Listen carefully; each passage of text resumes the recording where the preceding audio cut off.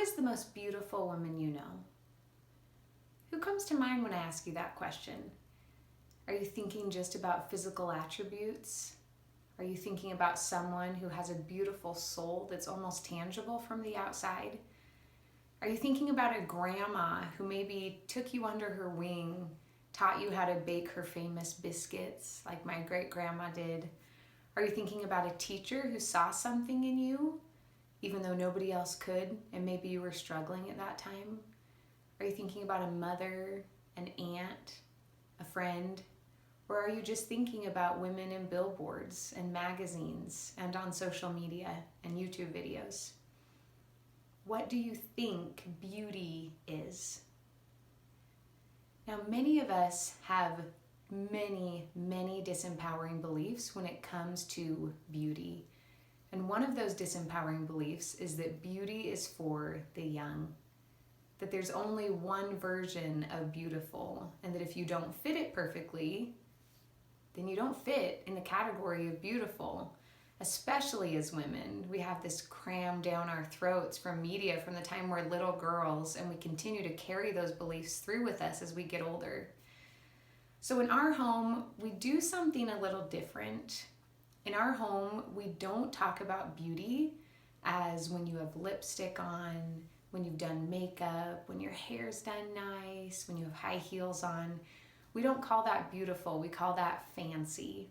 So that's fancy. Beautiful, we are always. We started this when our oldest daughter was really young. She had got ready for a date with her dad. She's always done father-daughter dates from the time she was, I think, 18 months old, because we felt like we want them to invest in that relationship with each other, and we especially want her getting ideas of what beauty is from a male source who sees the beauty in her and has from the time she was little, and a mother who also sees that in her.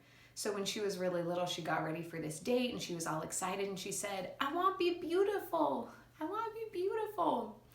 And immediately I saw the world's, the societies, the medias, all of these messages coming through in my little 18-year-old's little mind and coming out her mouth to me of, "I want to be beautiful."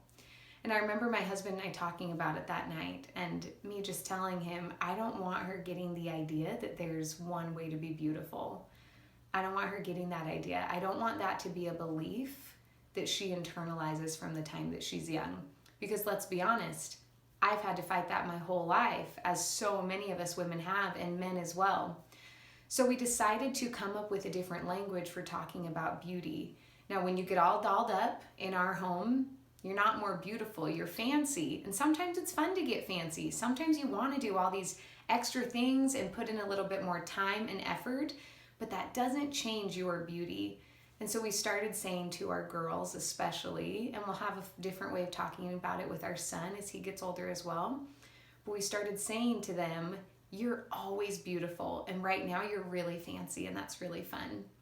So beauty, what is beauty? What is it? What do you think it is? How would you define it? How do you define it for yourself? How have you defined it? Now, we all know how society and mass media has defined it, but is that enough for you? It's not for me. It's not for me, because it's a disempowering belief that there's only one way to be beautiful. When I look back on my life and I think of the women who were truly beautiful in my life, a lot of them had some commonalities. One of them was that they had a glow of health. They took care of themselves. They took care of themselves physically, mentally, emotionally. And I'm not saying perfectly all the time. Let's get real. All of us have challenging times and we have down days. But in general, those women just had a glow about them that came from health. They also had a warmth of kindness. They were just kind, and I could feel that. I could feel that tangibly from the outside, something connecting my soul to theirs, of this warmth of kindness that they were willing to share. And the other commonality that I found in so many women that I found beautiful is this spark and energy of creativity. that they're learning, that they're growing, that they're curious about things, that they want to get more information, they want to give their opinions. They just have this energy and this spark that is so beautiful. And as a child, you see beauty in everyone, don't you? You do. You see children and you see how they just connect with people who might seem strange to someone else. And for some reason, children can tune into this beauty inside of each human being because each of us has a beautiful soul. Each of us does. And maybe we've had years of conditioning of piling mud over that. But when you get to its core, each of us has a beautiful soul and each of us wants to feel beautiful. We want to feel beautiful. We want to help others to see the beauty in them as well.